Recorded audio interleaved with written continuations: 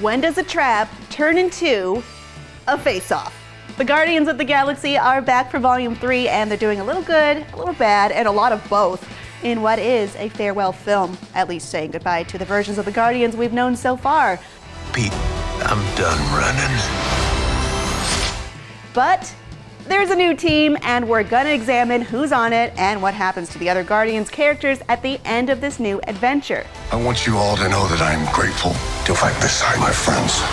Directed by James Gunn, Volume 3 definitely resets the status quo for everyone, so we're gonna get into when and where we might see them again, if we see them again at all. Join us for the breakdown. Here we go. Incinerate them.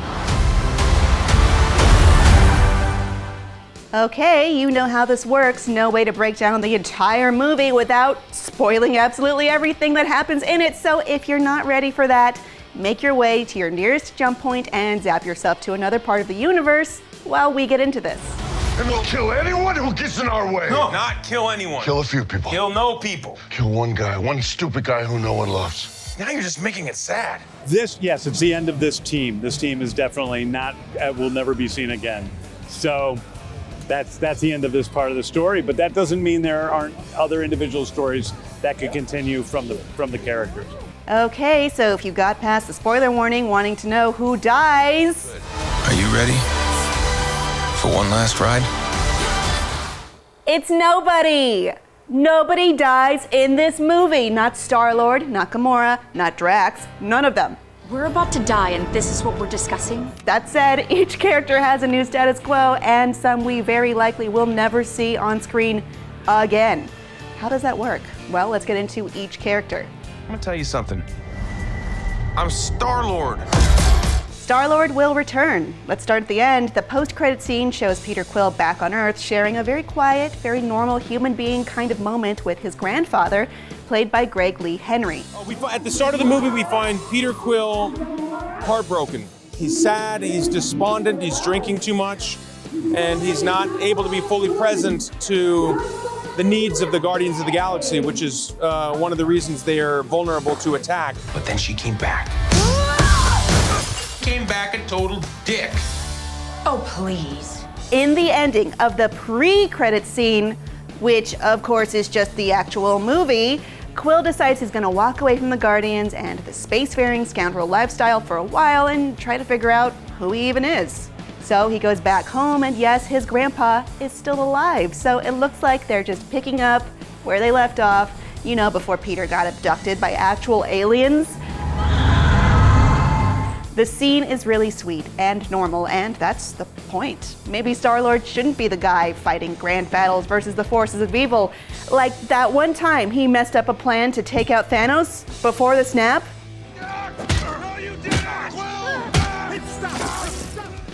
Yeah, just saying, maybe StarLord could use some time on the bench.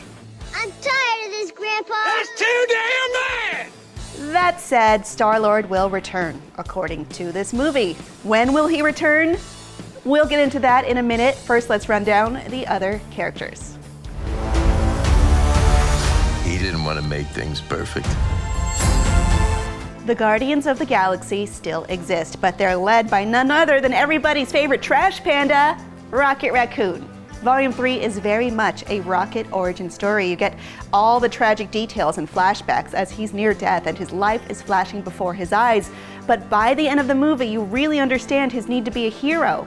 He wants to save others from the hell he went through at the hands of the High Evolutionary.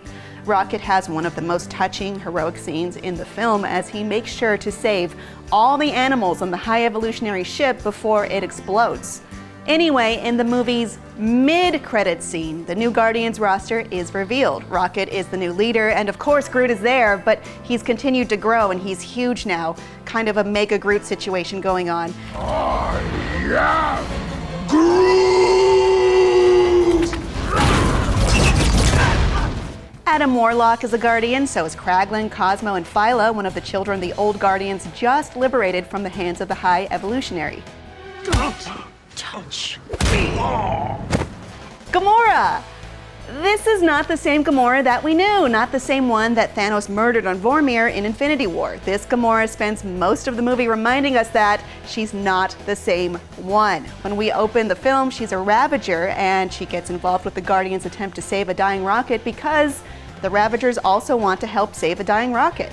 Peter definitely shoots his shot multiple times, but this Gamora just isn't interested. They aren't her family. At the end of the movie, she rejoins the Ravagers, and it's kind of made clear that this was her family all along. So she's headed off to go do Ravager stuff, her destiny untethered to the Guardians. She's great if you ask her.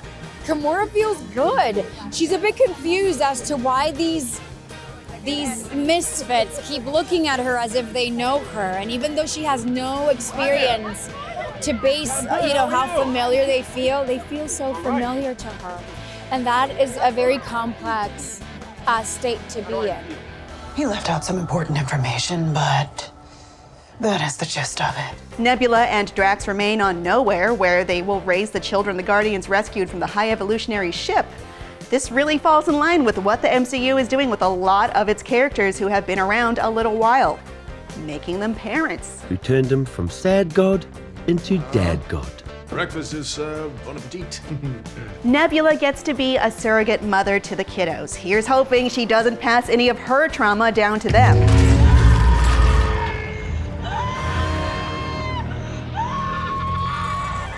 She's actually starting to heal a little bit from the trauma inflicted by her father. So she's starting to accept love a little bit more. She's more able to show other people love, which kind of manifests in a slightly lighter personality. It's like a weight has been lifted from her and she's slightly more humorous now and able to show emotion more. Drax, sit up! That's what it's here for. Drax, it's called a sofa. It's not a bed. Well, I find it hard to believe it doesn't have multiple purposes. And just like Tony Stark, Thor, and even Black Panther, Drax gets to be a dad, something he was always meant to be again. Remind me of a time when I took my daughter through the forgotten leaks of my homeworld.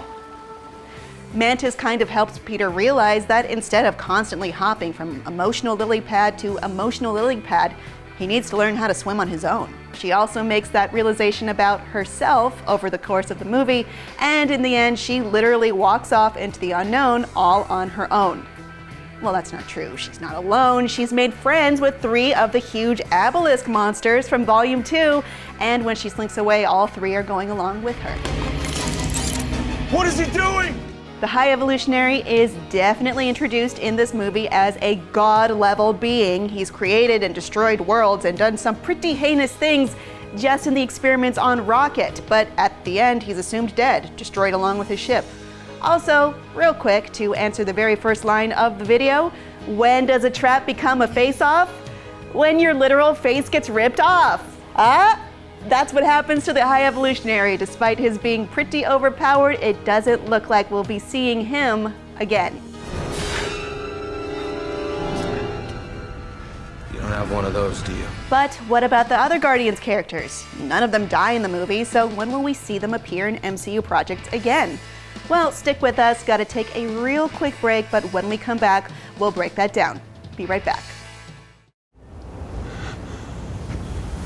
Steady, Quill.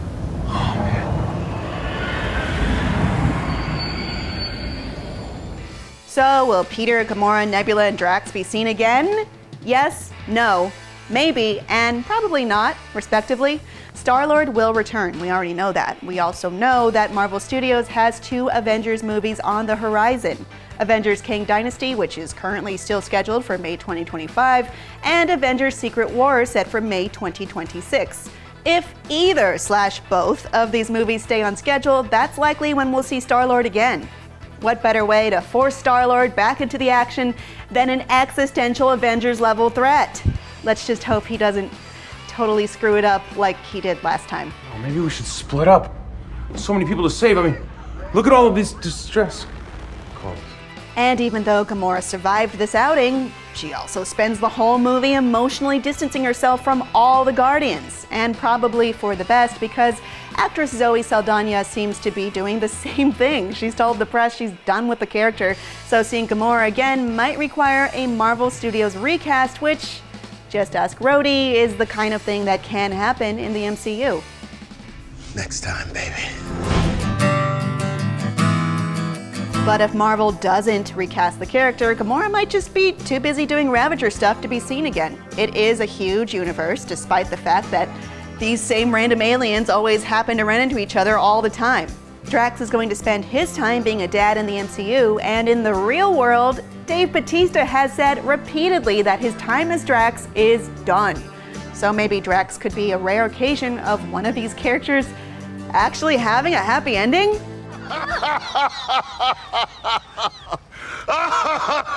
That is called a practical joke. When we last see Drax, he's on Nowhere with Nebula, and they are going to take care of the children they rescued from the High Evolutionary ship, which seems safe enough, except it doesn't. Nowhere gets attacked twice just in this movie. It gets attacked all the time. Not unusual to expect that it probably will again. Knock it off! What? Just never noticed how black your eyes were. They were replaced by my father as a method of torture. He picked a pretty set. Nebula actress Karen Gillan is still Nebula. What if a future bad guy attacks Nowhere and kills Drax, and that's what gets Nebula back in the fight? Just because Dave Bautista has left the role doesn't mean they couldn't do something like that. The way Mantis kind of wanders off with the obelisk suggests she'll be back. They're not going to end her story on that. Wouldn't be surprised to see her appear in Avengers Secret Wars. Remember, it's a huge universe, but someone like Mantis could definitely pop back in.